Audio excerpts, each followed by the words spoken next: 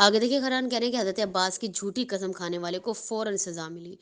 بے حوالہ کتاب سفینہ حیات صفحہ نمبر 442 جزر ایک حوالے سے مولانا آغا مہدی لکھنوی نے حضرت عباس علمدار کا ایک معجزہ تحریر کیا کہ یہ تاریخ ہے مارچ 1942 میں 1942 میں کہ واقعہ ہے کہ کچھ لوگ ایک عرب کو حرم میں حضرت عباس علیہ السلام میں لا رہے اور کہا کہ تم حضرت عباس علیہ السلام کی قسم کھا کر کہو کہ تم نے ایک دینار نہیں لیا ہے۔